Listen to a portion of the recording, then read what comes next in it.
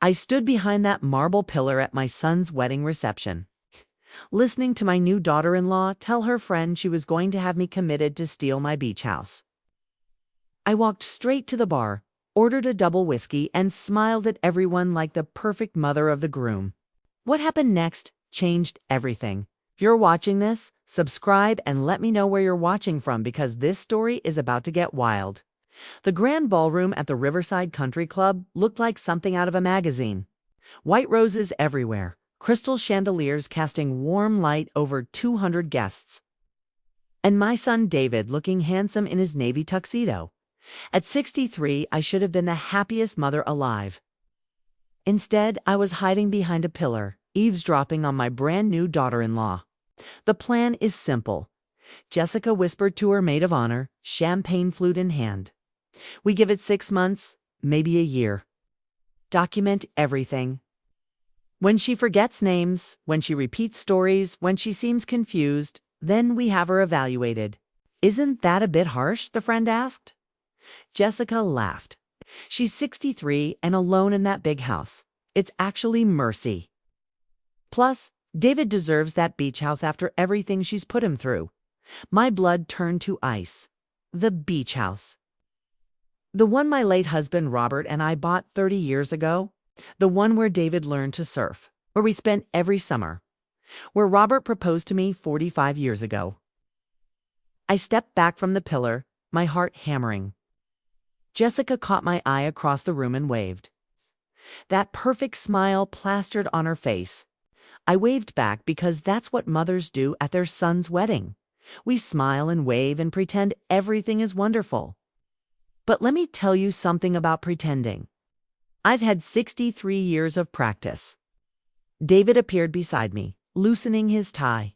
Mom, you look pale. You feeling okay? Just tired. Sweetheart, it's been a long day. Well, Jessica wants to talk to you about Christmas plans. She has some ideas about traditions. I bet she does. How lovely. We'll chat later. David squeezed my shoulder and headed back to his bride. I watched him go, remembering the little boy who used to build sandcastles with me, who cried when he scraped his knee, who promised he'd always take care of his mama. That little boy was gone.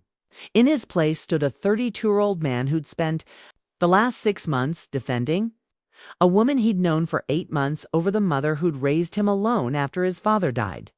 I walked to the bar and ordered that double whiskey. The bartender raised an eyebrow. Rough day, he asked. You could say that. I took a sip, feeling the burn. Tell me, do you believe in karma? He chuckled. In my line of work, ma'am, I've seen enough to believe in everything. Good answer. I finished my whiskey and set the glass down because I have a feeling it's about to make a comeback. 3 months earlier, David had brought Jessica home for the first time, which was everything you'd expect a man to choose. Blonde, 28, with one of those smiles that could sell ice to penguins. Mom, this is Jessica, David had said, practically glowing. Jessica, this is my mother, Margaret. But everyone calls her Maggie. Mrs. Cooper, Jessica had gushed, giving me one of those 2 tight hugs. David has told me so much about you. I've been dying to meet the woman who raised such an incredible man. Even then, something felt off. Too polished, too perfect, like she'd rehearsed it. Please call me Maggie, and it's wonderful to meet you, too, dear. We'd sat in my living room, Jessica complimenting everything from my antique vases to my choice of coffee. David hung on her every word, like she was reciting poetry. How did you 2 meet? I'd asked. At the gym, David jumped in before Jessica could answer. She was struggling with the weights, and I offered to help. How romantic, I'd said, though something about his eagerness to answer for her bothered me. Jessica had laughed. David's being modest. I wasn't struggling. I was pretending to struggle. I'd been watching him work out for weeks, trying to figure out how to talk to him. At least she was honest about being calculating. And what do you do for work, Jessica? I used to work in social services, helping families navigate difficult situations. But I'm transitioning into wellness coaching now. Social services, mental health evaluations, difficult families. I should have paid more attention to that red flag. Over the next few weeks, Jessica became a constant presence. She'd show up for dinner uninvited, rearrange my kitchen to be more efficient, and offer unsolicited advice about everything from my garden to my finances. You know, Maggie, she'd said one evening while doing dishes I hadn't asked her to do, David mentioned you handle all your own investments. That must be so stressful at your age. I've been managing money since before you were born, sweetheart. Of course, I just meant with all the new technology and market changes. Maybe David could help take some of that burden off your shoulders. David, who'd never shown interest in my finances before Jessica arrived. David, who'd asked me for money 3 times in the past year to cover his credit card payments. I appreciate the concern, but I'm quite capable. She'd smiled. That perfect smile. Oh, absolutely. I just worry about you being all alone in this big house, alone like it was a disease. The worst part was watching David change. My son, who used to call me every Sunday, who brought me flowers on Mother's Day, who'd spent hours helping me clean out his father's study after the funeral. Suddenly, he was too busy for Sunday calls, too tired for our monthly lunch dates. Jessica thinks we spend too much time together, he'd told me when I asked. She says it's not healthy for a man my age to be so dependent on his mother. Dependent when he'd been living in my pool house rentry for 2 years. But I bit my tongue because that's what mothers do. We swallow our words and hope our children come to their senses. Sometimes hope isn't enough. 2 weeks after the Jim meet cute story, David announced they were moving in together into the house I'd bought as an investment property 3 years ago. The house I'd let him live in temporarily while he got back on his feet after his last girlfriend cleaned out his savings account. It'll be perfect. Mom, David had said, pacing my kitchen while Jessica sat quietly, that serene smile never leaving her face. Jessica loves the place, and we can really start building our life together. That's wonderful, sweetheart. Have you thought about when you might want to take over the mortgage payments? His face had fallen. We're family. Can't we work something out? We have worked something out. For 2 years, Jessica had reached across the table and touched my hand. Maggie, I hope you don't think I'm pushing David into anything. The last thing I want is to come between you and your son. The last thing she wanted, right? Of course not, dear. I'm just practical about business matters. Maybe we could do a gradual transition, Jessica suggested. Start with David paying utilities, then work up to partial mortgage payments. I'd hate for him to feel overwhelmed. Overwhelmed by paying his own bills at 32? That's very thoughtful of you. David had visibly relaxed. See, I told you Jessica would understand. She's great at finding solutions. I bet she was. Within a month, they'd moved into what David now called our house. Jessica had redecorated, throwing out furniture that didn't match their aesthetic and replacing it with pieces that looked expensive but probably weren't. The utility bills stopped coming to me. The mortgage payments didn't start. When I'd called David about it, Jessica had answered his phone. Oh, hi, Maggie. David's in the shower. Is everything okay? Just checking on the house payments we discussed, right? We've been meaning to talk to you about that. Money's been a little tight with all the moving expenses and Jessica's career transition. We were hoping we could start fresh next month. We like they were some established entity instead of 2 people who'd known each other for 4 months. Of course, next month will be fine. Next month came and went. So did the month after that? When I drove by the house one afternoon, I saw a brand new BMW in the driveway. David's old Honda was nowhere to be seen. I called him that evening. Mom, what's up? Nice car, David. Silence. Then how do you know about the car? I own the house, remember? I drive by occasionally to check on my investment. That's kind of weird, Mom. Weird. Checking on property I owned was weird. Jessica needed reliable transportation for her new business, he continued. We got a great deal. How wonderful. Speaking of deals, when might you start contributing to the mortgage? Look, Mom, we need to talk. Jessica thinks Jessica.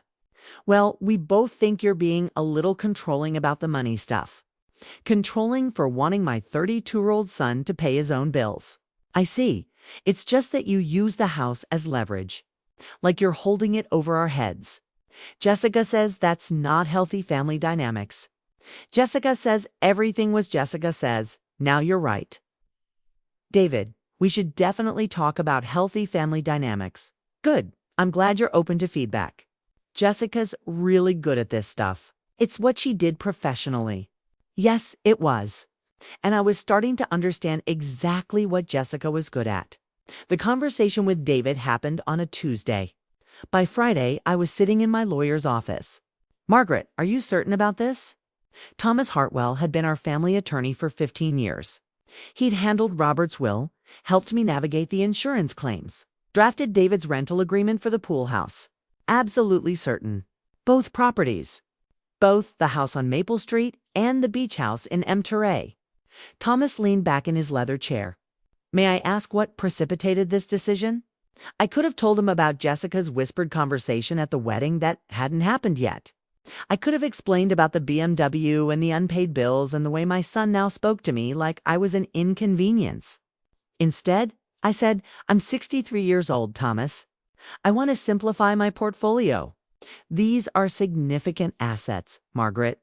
The beach house alone is worth over $2 million, which is why I want them liquidated properly, discreetly. Thomas nodded slowly. I assume David doesn't know about this. David assumes many things. That's part of the problem. He'll be entitled to notification as your heir, of course. Not if I'm not dead. He won't. Both properties are in my name alone. I can do whatever I want with them. Legally, yes. But Margaret, think about the family implications. I thought about Jessica's laugh when she'd told her friend about having me committed. I thought about David calling me controlling for expecting him to pay his own mortgage. I thought about 40 years of sacrificing for a child who now saw me as an obstacle to his happiness. Thomas, what do you think about people who bite the hand that feeds them? I think they shouldn't be surprised when the feeding stops. Exactly. How long for the sales to go through? If we price them right, and you're not particular about maximizing profit, we could close on both within 60 days. Perfect. Price them to sell quickly. I want clean, fast transactions. Thomas made notes on his legal pad. Where would you like the proceeds deposited? New account, different bank. I'll give you the details next week. And David. What about David? When will you tell him? I thought about that for a moment, about timing and consequences. And the satisfaction of watching someone who'd taken you for granted discover exactly what they'd lost. I'll tell him when he needs to know. Thomas raised an eyebrow, but didn't comment. We'd known each other long enough for him to recognize my stubborn streak. One more thing, Thomas. I want you to research something for me. Of course. Jessica Morrison, 28 years old, used to work in social services. I want to know everything. Employment history, background, any legal issues, any particular reason, call it maternal instinct. Thomas made another note. I'll have something for you by next week. I left his office feeling lighter than I had in months. Not because I was selling the properties. Those sales would hurt, especially the beach house. But because I was finally taking action instead of just reacting. Jessica wanted to play games with a helpless old lady. She was about to learn I wasn't nearly as helpless as she thought. The call came on a Thursday morning in October. David's voice was higher than usual, tight with panic. Mom, we need to talk now. Good morning to you, too, sweetheart. How are you? Don't just, can you come over? Jessica's at work, so we can talk privately. Interesting.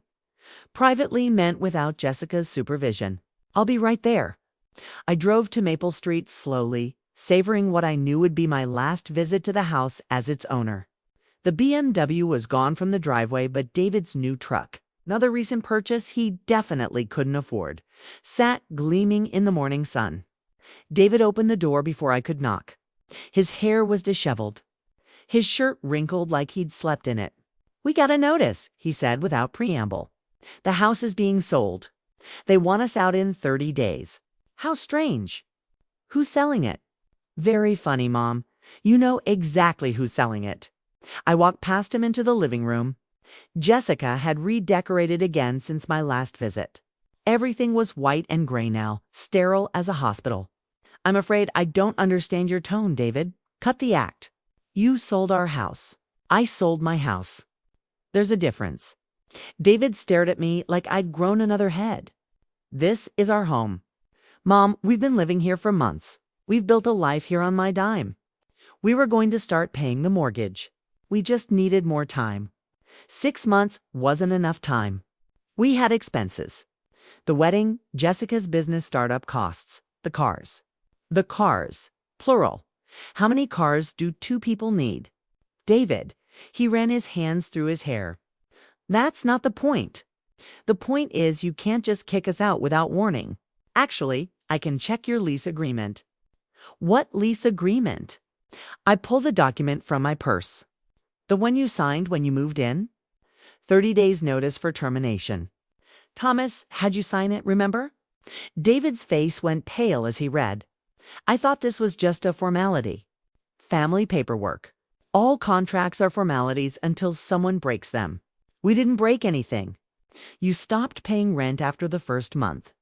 You bought luxury cars while stiffing me on utilities. And according to my research, Jessica's been telling people she owns this house. That last part was a guess. But the way David's eyes shifted told me I'd hit the mark. She was just people ask questions when you're not on the deed. She was trying to avoid awkward conversations by lying. By protecting our privacy, I folded the lease and put it back in my purse. Where is Jessica today, David? At her new office. She's launching her wellness coaching business. With what money? She has investors. Do these investors know she's been living rent-free for 6 months? Mom, you're being ridiculous. We're family. Family helps each other. You're right. Family does help each other. Tell me, when was the last time you helped me with anything? I help you all the time. When we have dinner together, when I cook and you eat. I help with your technology issues. You've never fixed anything technological for me in your life. I provide emotional support by telling me I'm controlling. By canceling our lunch dates. By screening my calls through your girlfriend. David slumped onto Jessica's pristine white couch. This isn't fair, Mom. We're getting married. We need stability. Then get jobs that provide it. We have jobs. Jessica has a startup with mysterious investors, and you have a part-time consulting gig that barely covers your truck payment. That's not employment, David. That's wishful thinking. So you're punishing us for not being rich enough for you. The accusation stung because it was so backwards. I'm protecting myself from people who see me as a bank account instead of a person. That's not true, isn't it? When was the last time you called to ask how I was doing? Not to ask for money or to complain about my behavior, but just to check on your mother. David opened his mouth, then closed it. Exactly. You'll figure something out, sweetheart. You're creative when you need to be. I headed for the door, then paused. Oh, and David. The beach house is sold, too. In case Jessica was counting on that for her retirement fund, the sound of him calling my name followed me all the way to my car. I didn't hear from David for 3 weeks. Then Jessica called. Maggie, we need to talk. No pleasantries, no fake warmth. Interesting. Hello, Jessica. How are you settling into your new place? We're staying with my sister temporarily. This situation is unacceptable. I'm sorry to hear you're having housing difficulties. Don't play games with me. You know exactly what you've done. Finally, the real Jessica. I've sold 2 pieces of property that belong to me. I'm not sure why that concerns you. Those properties were David's inheritance. David's inheritance will be what I leave him when I die. Since I'm not dead, he gets nothing. You can't just cut your son out of your life because he fell in love. I'm not cutting him out because he fell in love. I'm cutting him out because he chose a manipulative gold digger over his mother. Silence, then, you bitter old woman. There it was. The mask completely off. I may be old, Jessica, but I'm not bitter. Bitter people don't take action. They just complain. David deserves better than this. You're right. He deserves a mother who raised him to be independent and grateful. Unfortunately, I failed at that. This isn't over, Maggie. Oh, I think it is. Unless you have something else to say. Actually, I do. David's been really struggling since you kicked us out. He's been forgetting things, getting confused, having mood swings. I'm worried about his mental health. My blood chilled. What kind of things is he forgetting? Conversations we've had. Appointments where he put things. Yesterday, he couldn't remember how to get to the grocery store we've been shopping at for months. That's concerning. Have you suggested he see a doctor? I think the whole family needs professional help. This dynamic between you two isn't healthy, Maggie. The way you're isolating him, manipulating him with money, it's textbook emotional abuse. Is it now? I deal with these situations professionally. I know the signs. And what do you recommend? Family therapy with someone who specializes in elder care and family dysfunction. Elder care. Like I was some confused old bat who needed managing. That's very thoughtful of you, Jessica. I'll consider it good. I'll send you some referrals. Doctors who really understand the complexities of aging and family relationships. I'm sure you will. After I hung up, I sat in my kitchen for a long time thinking about chess games and strategic moves. Jessica was positioning her pieces, building a narrative, confused son. Isolated from manipulative mother, elder abuse, mental health concerns. She was good, very good. But she'd made one crucial mistake. She'd warned me what was coming. The intervention happened on a Tuesday morning in November.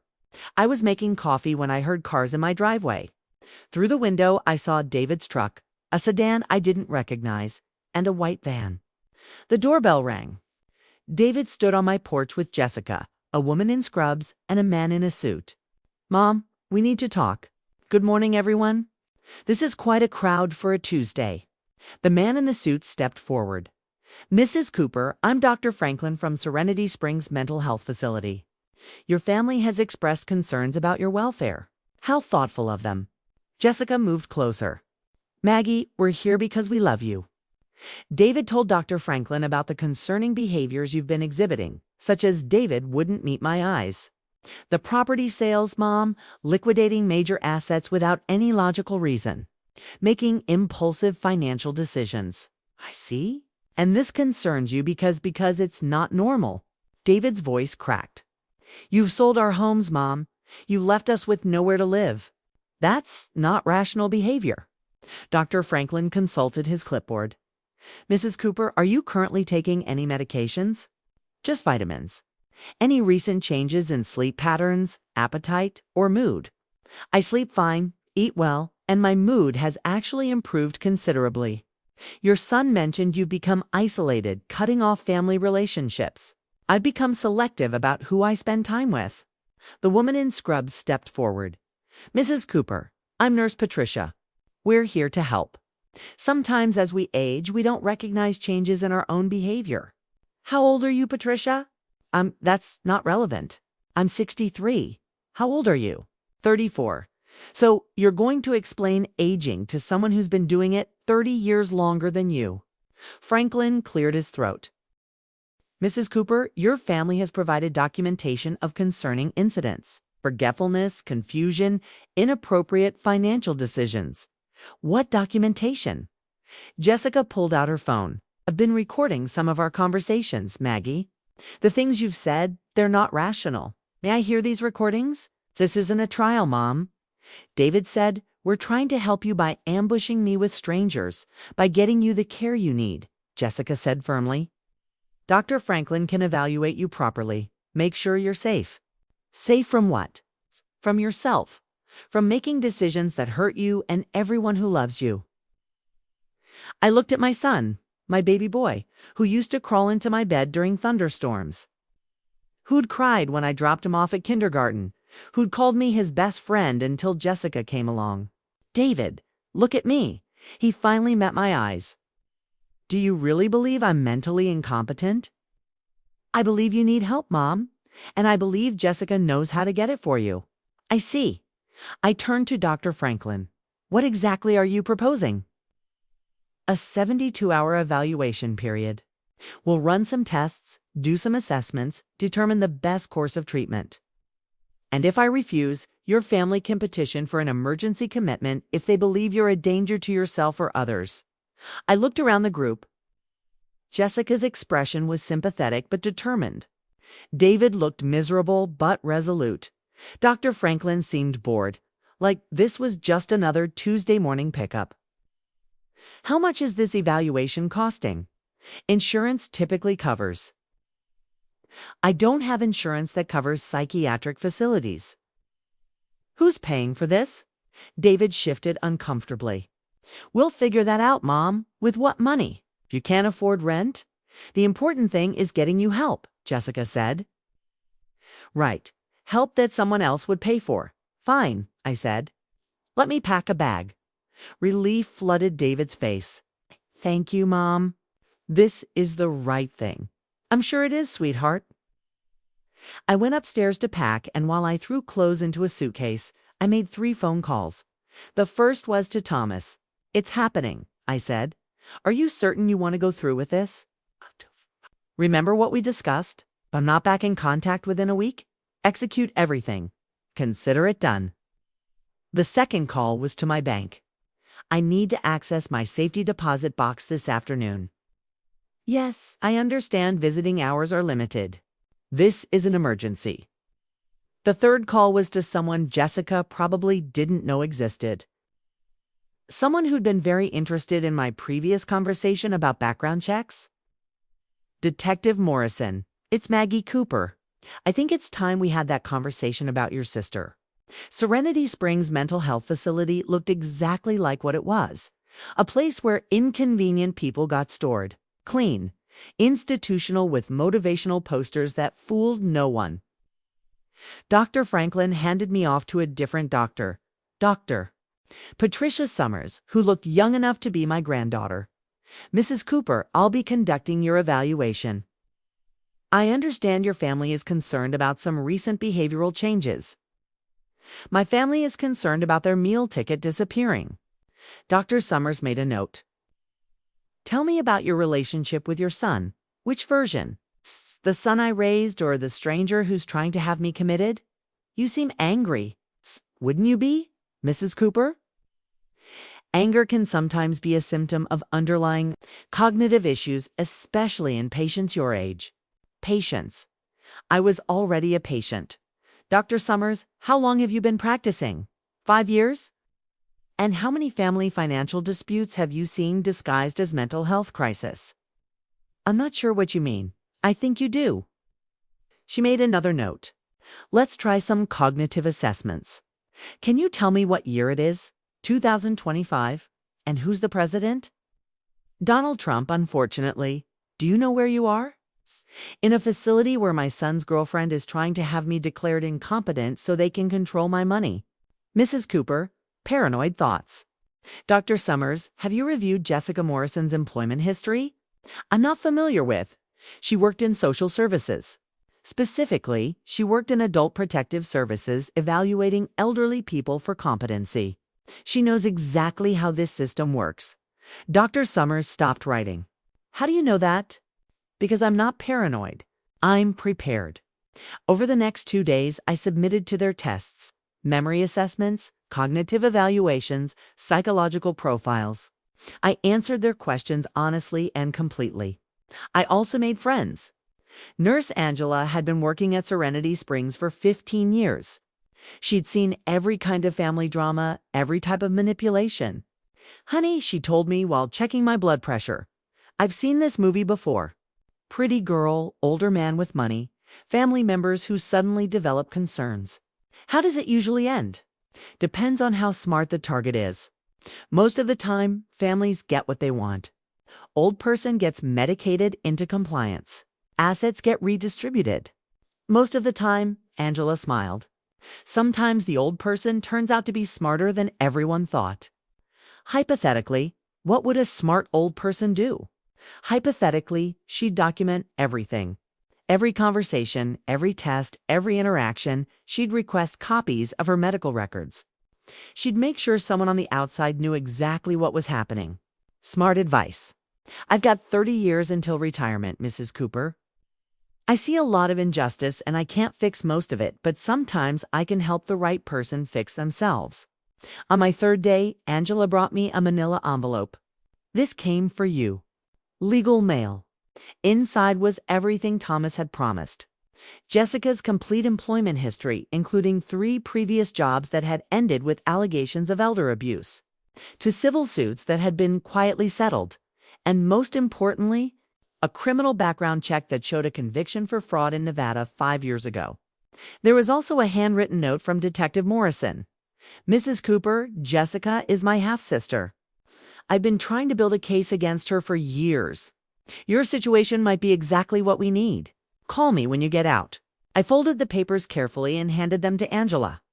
"Would you mind keeping these safe for me? Of course, hypothetically speaking.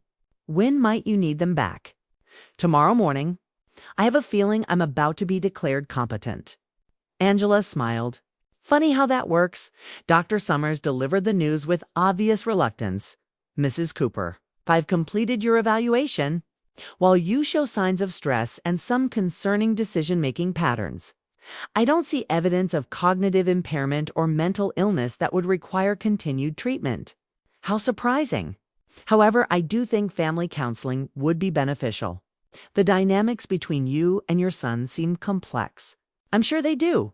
Your son and Jessica are here to take you home. Home to the house Jessica probably thought she was about to inherit. David hugged me in the lobby, but it felt forced, performative. "I'm so glad you're okay, Mom. We were really worried, were you?" Jessica stood beside him, that perfect smile back in place. "Welcome back, Maggie. I hope you're feeling better." "Much better. Thank you." In David's truck, Jessica turned to face me from the front seat. "Maggie, I think we all learned something from this experience. Communication is so important in families." I couldn't agree more. "I was thinking maybe we could have dinner tonight. Start fresh." "That sounds lovely. Why don't you both come to my house around 7? David glanced at Jessica. "Are you sure you're up for cooking?" "Oh, I won't be cooking. I'm ordering in from that new place downtown." "Great," Jessica said. "We'll bring wine." "Perfect." They dropped me off at my house with promises to see me soon. I waved from my porch until they drove away, then went inside and made phone calls. The first was to Detective Morrison. "I'm out. When can we meet? How about right now? I'll bring back up." The second was to Thomas. "Execute everything tonight. Are you certain?" "Absolutely." "And Thomas, make sure the process server knows they'll be at my house at 7. The third was to Angela at Serenity Springs. "I need copies of everything from my file, every note, every test result, every conversation already copied and sealed. I'll drop them by this afternoon." The fourth was to the catering company downtown. "I need dinner for 8 people delivered at 6:30. Something impressive. Money's no object." I spent the afternoon reviewing documents and preparing. At 6:30, enough food for a small army arrived. At 6:45, Detective Morrison and 2 other officers pulled into my driveway in unmarked cars. At 7 o'clock exactly, David and Jessica knocked on my door. "Come in," I called. "There are some people I'd like you to meet." The look on Jessica's face when she saw Detective Morrison was worth every penny this had cost me. "Hello, Jess," he said. "Been a while." David looked confused. "Mom, what's going on? Who are these people?" "David, meet Detective Morrison, Jessica's half-brother." Jessica's perfect composure cracked. "Danny, what are you doing here?" "My job," Detective Morrison replied. "Mrs. Cooper, would you like to tell them, or should I?" "I'll handle it." I turned to David. "Jessica has done this before. 3 times that we know of. She targets men with wealthy family members, manipulates them into cutting off their families, then orchestrates mental health crises to gain control of assets." "That's ridiculous," David said. But his voice lacked conviction. "Is it? Detective Morrison, would you share what you found?" Jessica Morrison, also known as Jessica Wells and Jessica Martinez, has been under investigation for elder fraud in 3 states. She was convicted in Nevada 5 years ago for billing an 8-year-old man out of his pension. David stared at Jessica. "Is that true?" "It's complicated," Jessica said. "That case was there were misunderstandings. What about Margaret Thornfield in Arizona?" Detective Morrison continued.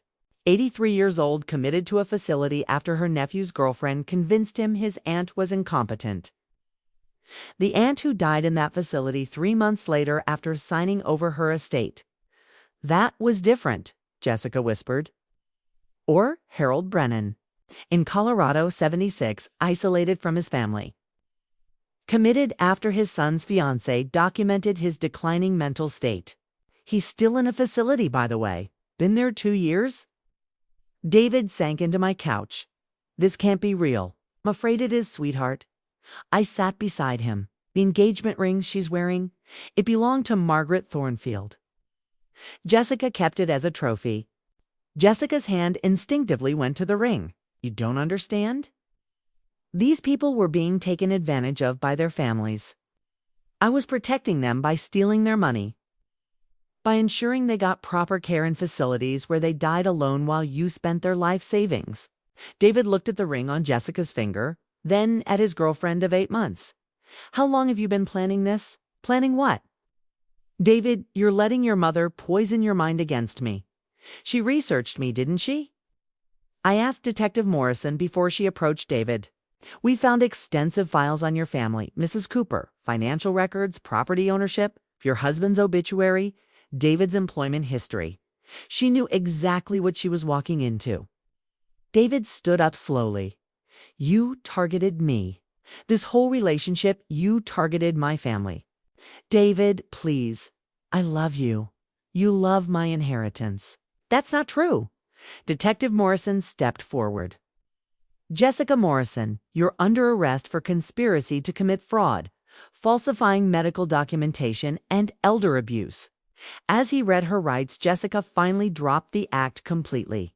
You think you've won? She snarled at me. Your son will never forgive you for this. You've destroyed his life just to prove you're smarter than me. No, I said quietly. Saved his life and my own. David watched silently as they led Jessica away. When the police cars disappeared, he turned to me. Mom, I am so sorry. I know you are, sweetheart. How can you ever forgive me? I thought about that question for a long moment, about trust and betrayal, about love and disappointment, about the difference between forgiving and forgetting. David, I forgave you the moment you realized what had happened. But forgiveness doesn't mean pretending this didn't hurt. I understand. Do you? Because I need to know that you understand how close we came to losing everything. Not just money, everything. David nodded, tears in his eyes. She almost destroyed us. Yes, she did. And you helped her. I thought I was protecting her from you. She made me believe. God, Mom, she made me believe you were the problem. That's what people like Jessica do. They're very good at it. How do we fix this? I looked at my son. Really looked at him for the first time in months. He looked older, tired, like he'd been carrying a weight he was finally able to put down. We start over slowly with honesty. And the houses are sold. I'm keeping the money. David winced but nodded. I deserve that. Yes, you do. But David, yeah, when you're ready to rebuild your life, your real life, not some fantasy Jessica sold you. I'll be here to help. Why? Because despite everything, you're still my son. And mothers don't give up on their children, even when their children give up on them. 6 months later, I was sitting on the deck of my new beachfront condo, watching the sunset paint the Pacific in shades of gold and pink. The place was smaller than the house I'd sold, but it was mine, and it was peaceful. David had called that morning to tell me about his new job, real employment this time, with a steady salary and health insurance. He'd moved into a small apartment, was seeing a therapist. Okay. And had started paying back the money Jessica had spent using his credit cards. I'm proud of you, I'd told him. I'm trying, Mom. I'm really trying. I know you are. We had dinner once a month now. Awkward at first, but getting easier. Trust would take time to rebuild, but we were working on it. Jessica had been sentenced to 5 years in federal prison. Detective Morrison said it should have been longer, but plea bargains were part of the system. She'd also been ordered to pay restitution to her previous victims, though most of them would never see their money again. The best part was hearing that Harold Brennan had been released from his facility and reunited with his family. Sometimes justice came slowly, but it came. My phone buzzed. A text from a number I didn't recognize. "Mrs. Cooper, this is Sarah Chen. Detective Morrison gave me your number. I think my stepmother might be doing to my father what Jessica did to you. Could we talk?" I smiled and typed back, "Course. When would you like to meet?" People often ask me if I regretted how things turned out. If I wished I'd handled it differently, been more understanding, given Jessica more chances. The answer was simple: no. I'd learned something important over the past year. Being a mother doesn't mean being a doormat. Loving your children doesn't mean accepting abuse. And being 63 doesn't mean being helpless. Jessica had seen an easy target, a lonely widow who'd do anything to keep her son happy. She'd been half right. I was a widow, and I did love my son. But I wasn't lonely, and I definitely wasn't easy. The sun dipped below the horizon, and I raised my glass of wine in a silent toast. To mothers everywhere who'd learned the difference between love and enablement. 2 children who'd found their way back home, and 2 second chances, which sometimes came disguised as endings. Tomorrow, I'd meet with Sarah Chen, and we'd figure out how to protect her father from his predatory stepmother. Next week, I'd have dinner with David, and we'd continue rebuilding what Jessica had tried to destroy. Tonight, I'd sit on my deck and enjoy the peace that came from knowing exactly who I was and what I was worth. Being a mother means loving unconditionally, but it also means knowing when to stop feeding the hand that bites you. Some lessons are worth learning, no matter how much they cost. Thanks for listening. Don't forget to subscribe and feel free to share your story in the comments. Your voice matters.